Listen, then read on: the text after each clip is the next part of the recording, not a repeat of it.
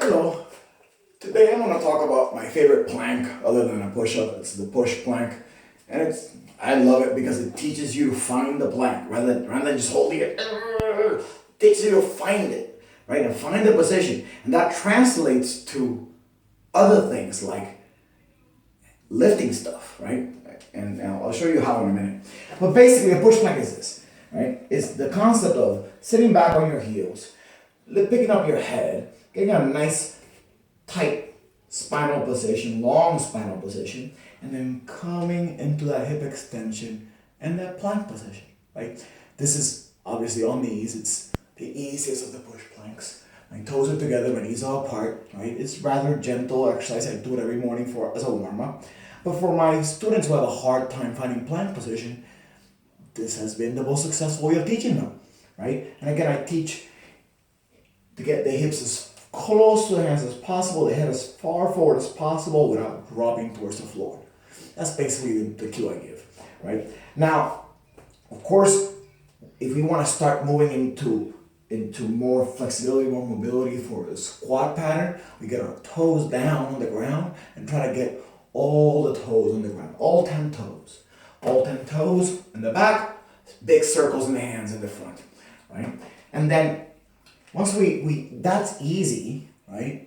Once we're comfortable with all 10 toes on the ground, then the knees all of a sudden are not as necessary, right? And you can remove them. You can remove them, as I'm doing right now, in both directions, or you can put them down gently on the way back, remove them on the way forward.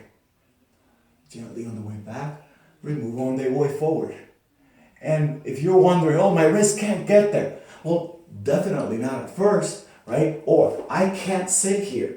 Well, definitely not at first. But you'll find that being here is a whole lot easier than this, right? And that gradually, if you just practice that rocking back and forth, the wrist will give, right? And just as the ankles will give, you do this. And now, of course, we can move into more advanced variations, right? We can start moving the legs one at a time, right? We can go back on one arm. Play with that, right? We could do this all on the knees if necessary, right?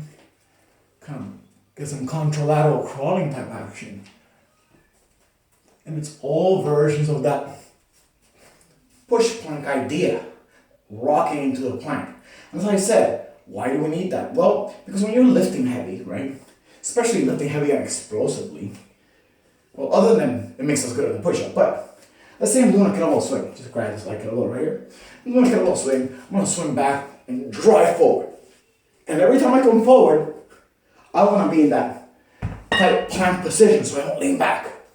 Push planks helps with that. Because instead of just holding, you're going into flexion and then finding the plank, right? And of course, once you can get comfortably into your ankles and hips right here, bend the knees fully, and then on your toes, and then your toes without knees, then walking yourself back into a squat gets way easier. It just does, right? Because you're used to being in that position. When you get used to it, while having something to stabilize your core against, right? Your abs, your core, which is the ground, right? Every time I have weight on my hands, it's way easier to tell my core, hey, contract, rather than teaching the squat from the top up, and top down. Sometimes teaching the squat in that other plane of motion, where gravity is telling our core muscles to contract. Sometimes that works better. Anyhow, try it. It might work out for you. Might not. You might not like it. You might hate it. But, it's free. Oh, again, check out my YouTube page. It's the same stuff, but, better organized, I guess. Not really, but it's just there, and there's other stuff, and check it out if you like this stuff. Right? Okay, bye.